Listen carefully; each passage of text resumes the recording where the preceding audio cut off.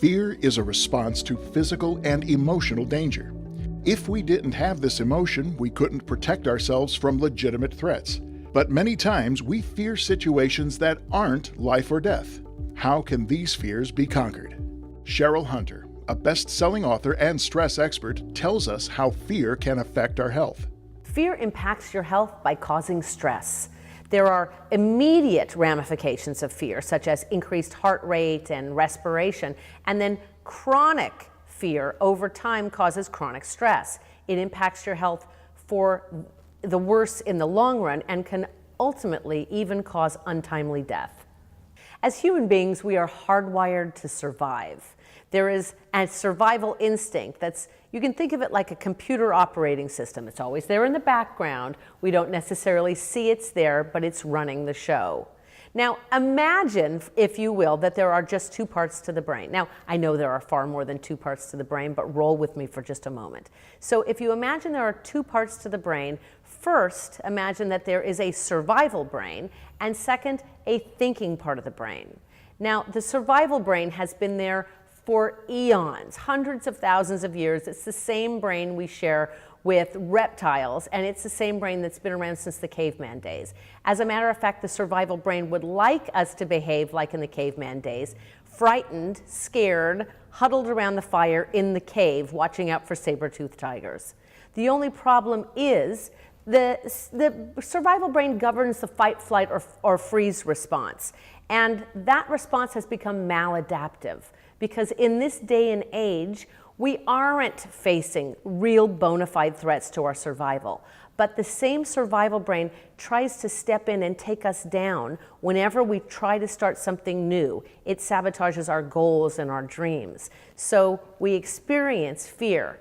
Anytime we experience fear, you could consider that it's the survival brain at work. Fear can be rather paralyzing sometimes with big events or even small things, because for me, I would get in my head and analyze and think about what could go wrong, what went wrong last time, what's going to go wrong in the future, and it really can keep you from taking any positive actions. There are several strategies to help deal with these fears.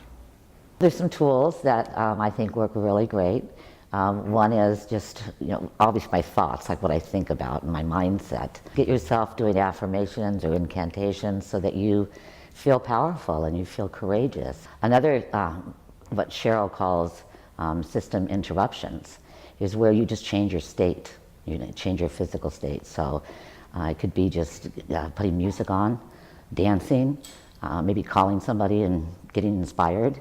Anything other than sitting by myself in my head, trying to figure out, how to deal with the fear. Learning to cope frees people from their fears. I just find that I'm much more free now, and it's a constant challenge. It doesn't go away.